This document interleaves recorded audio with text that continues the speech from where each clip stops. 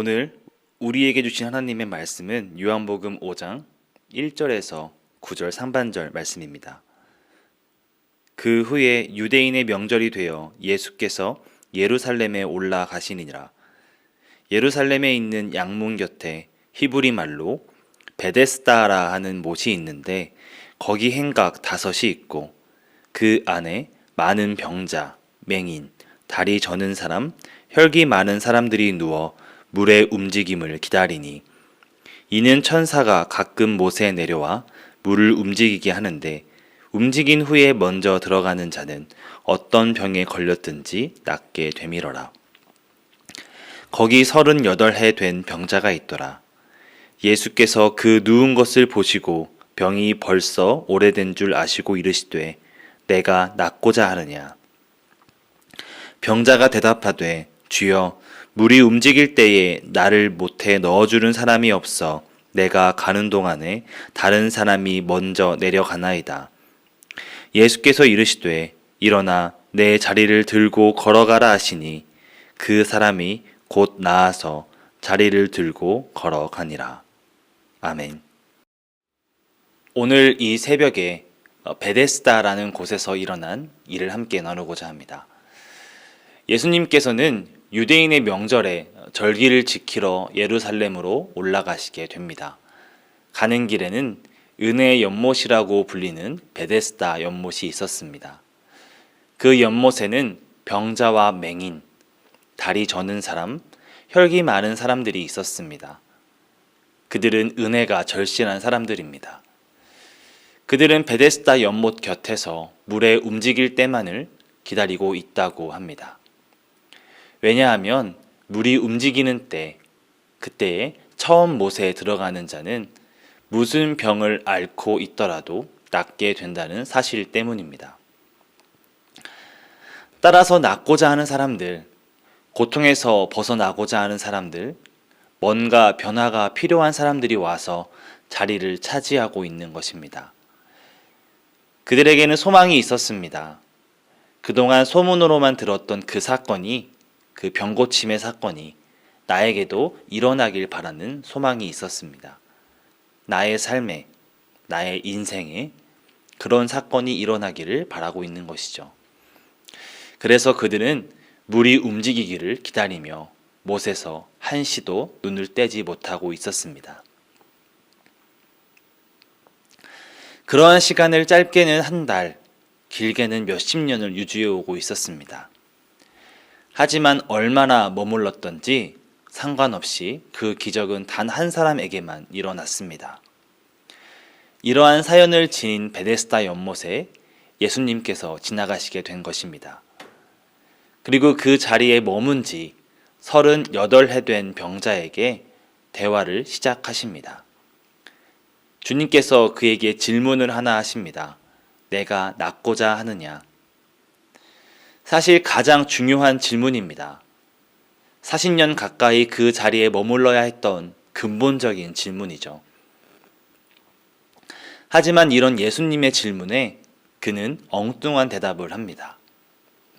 자신이 그동안 그곳에 있었던 일에 대해서 하소연을 하기 시작합니다. 주님, 제가 여기 있는 동안 이런 일이 있었습니다.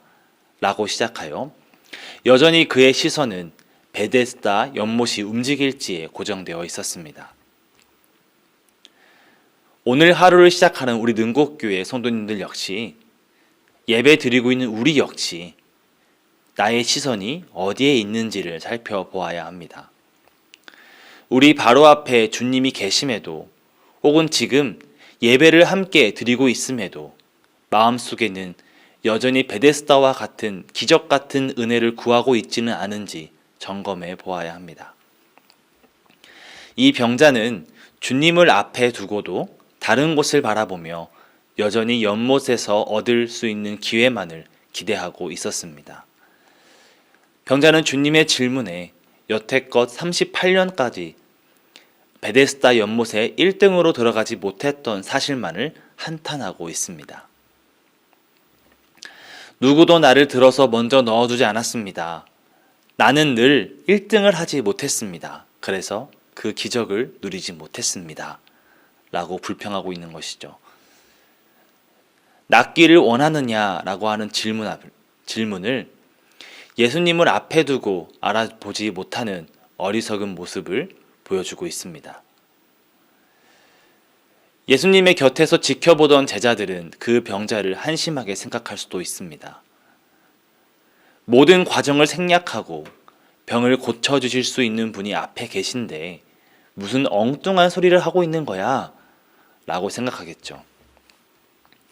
오늘 본문을 읽어보는 그 성도님들 역시 마찬가지로 생각하실 것입니다. 오늘 사건뿐만 아니라 수많은 성경 속 등장인물들이 조금 더 통찰력이 뛰어날 수는 없을까? 잘못된 생각을 빨리 바로잡고 하나님께 회개를 드리면 안 될까? 광야에서 불평하기보다 감사하며 살아가고 어떠한 날씨가, 어떠한 상황이, 또 어떠한 적들이 내 앞에 다가와도 흔들리지 않을 텐데 사자굴쯤이야, 불구덩이쯤이야 내가 기도하며 뛰어들어갈 수 있지 라고 생각할 수 있습니다. 하지만 이 모든 사건이 내 일이 아닌 남 일이었기 때문에 가능한 상상들입니다. 하지만 그 사건이 내 일이 된다면 그 하나하나가 큰 일로 다가오게 됩니다. 몸이 아플 때도 마찬가지죠. 누군가 아프다고 하면 남 일일 때에는 크게 와닿지 않습니다. 어쩌다 그러셨어요. 빨리 쾌차하시길 바랍니다. 그 순간에는 진심을 다해 위로할 수 있지만 다시 내 삶의 자리로 돌아오게 되면 그 생각은 끝이 납니다. 하지만 그 아픈 사람이 내가 되고 또 내 가족이 된다면 다르게 느껴집니다. 사소한 일에도 마음이 약해지고 마음이 요동쳐서 감정이 왔다 갔다 합니다. 우리는 가장 중요한 일이 있음을 잊지 말아야 합니다. 아무리 슬픈 일이 있어도, 아무리 기쁜 일이 있어도 내 앞에 하나님을 잊지 말아야 합니다. 내 앞에서 손 내밀고 계시는 주님의 손을 보지 못한 채 그냥 그 일에만 시선이 고정되어 있어서는 안 된다는 것이죠. 베데스다의 병자는 오랜 세월 골물대로 골문 자신의 아픔에 매여 주님께서 내미신 손을 보지 못한 채 자신의 이야기만을 하는 것입니다. 우리가 살아가면서 기적을 바랄 수 있습니다. 소망을 품고 살아가는 원동력을 줄 수 있습니다. 하지만 그곳에 마음을 빼앗기지 맙시다. 우리가 성경 속에 일어난 하나님의 놀라운 일들, 주님의 공생애 가운데 일어난 놀라운 일들을 직접 경험하고 싶다면 그 사건에 얽매이지 말고 그 사건을 만들어내신 하나님을 그리고 주님을 바라보아야 합니다. 당장 사건이 너무 커서 주님을 바라보는 것이 힘들 수 있습니다. 하지만 오늘 이 새벽에도 오직 주님의 은혜만을 구하며 기도의 자리로, 말씀의 자리로 나오기를 원하는 성도님들 모두가 시선을 주님께로 돌립시다. 매일매일 나의 시선이 언제 일어날지 모르는 세상의 기정에 있는 것이 아니라, 큰 사건에 있는 것이 아니라 하나님을 바라보기 원합니다. 주님께 시선을 두고 주님의 음성을 듣기 시작할 때 성도님들께서 그토록 원했던 그 사건이 일어날 것입니다. 기도 드리겠습니다. 사랑의 하나님 감사합니다. 우리가 온전히 주님만을 바라보기 원합니다. 내가 낫기를 원하느냐, 말씀하시는 주님의 음성에 귀를 기울이며 내 시선이 베데스다 못에 있는 것이 아니라 주님께 있기를 원합니다. 주님, 예배하는 이 시간, 기도하는 이 시간 우리가 온전히 주님만을 바라보며 나아가겠사오니 우리와 함께하여 주시옵소서. 우리가 매일매일이 주님으로 인해 기적을 누리는 삶이 되게 하여 주시옵소서. 이제는 우리 주 예수 그리스도의 은혜와 하나님의 사랑하심과 성령님의 인도하시고 함께하시는 귀한 역사가 오직 시선을 주님께로 고정하고 주님의 음성을 듣겠노라고 결단하는 우리 성도님들의 머리 위에 지금부터 영원까지 함께하시기를 간절히 축원합니다. 아멘.